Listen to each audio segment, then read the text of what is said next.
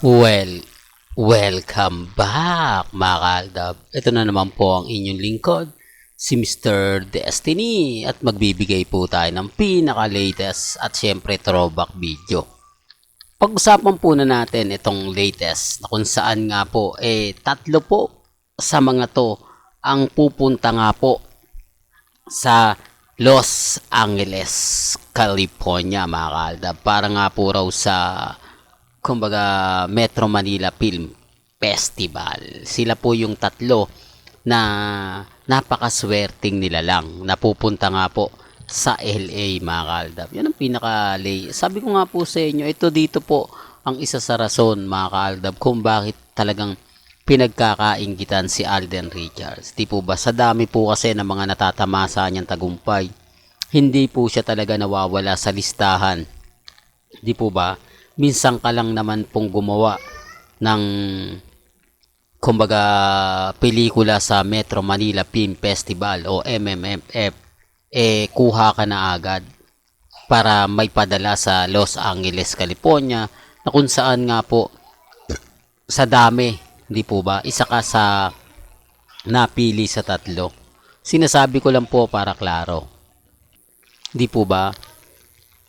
Kaya nga po sabi ko sa inyo, sa mga ayaw pong maniwala, sa mga dumadaan sa channel ko at sa mga bumibisita, nire-respeto ko po kayo at ginagalang. Di po ba? Yan naman po yung kagandahan nyo kay Alden Richards.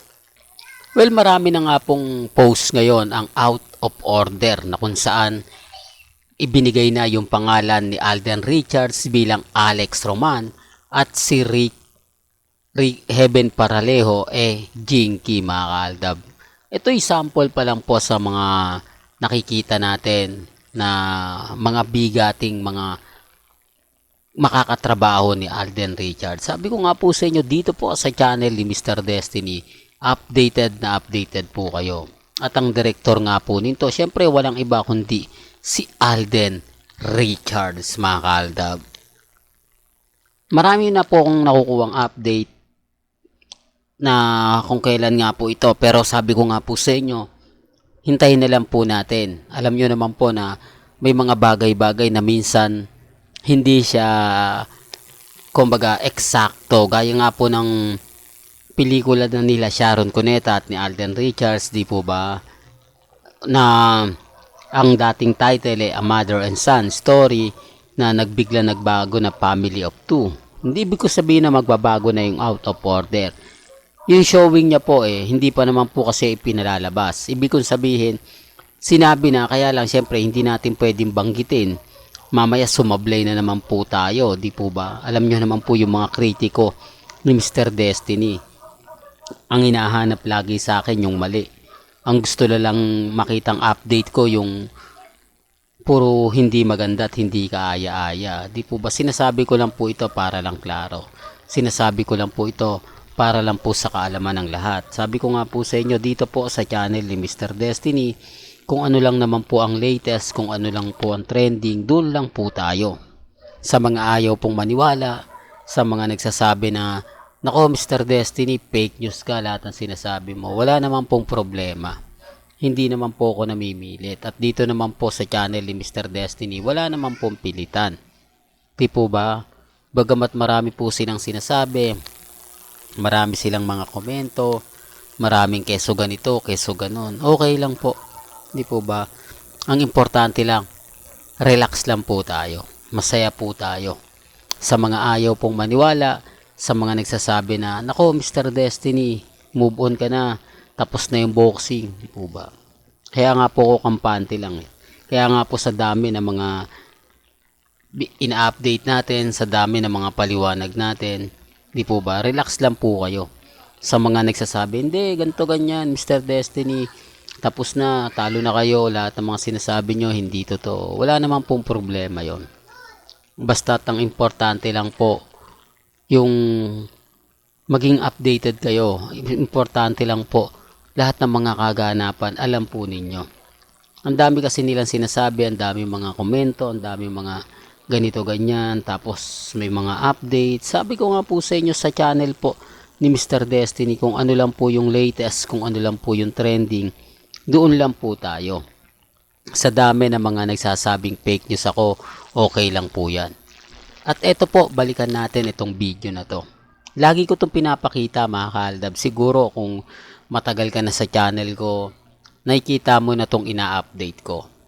Gaya nga po ng mga pinapaliwanag ko. Kaya nga po yung iba nagko-komento, Mr. Destiny, lahat yellow ata yung kabuuan ng kumbaga suotan ng baby. Mula sa bonnet, mula sa shoes, di po ba?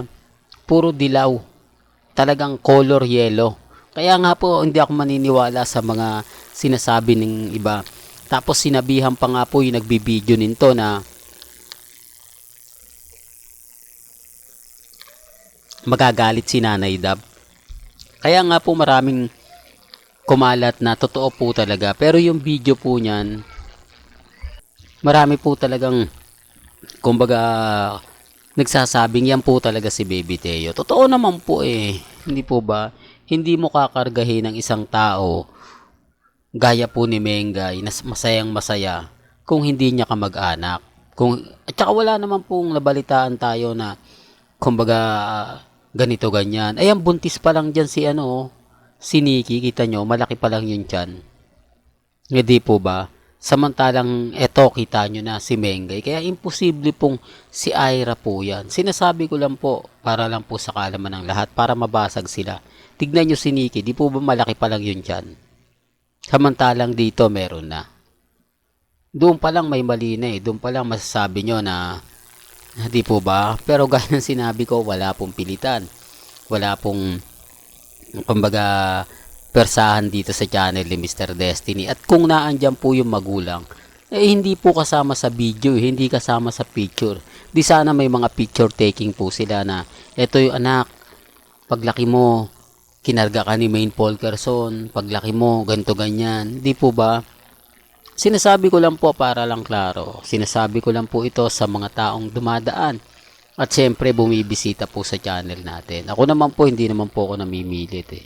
Kung ayaw po nila, okay lang. Di po ba? Ang importante lang naman po mga kaaldab, kung ano po yung nasa puso ninyo, okay lang po yan. Nire-respeto ko po yan at ginagalang. Di po ba? Basta dito, wala pong pilitan. Ha?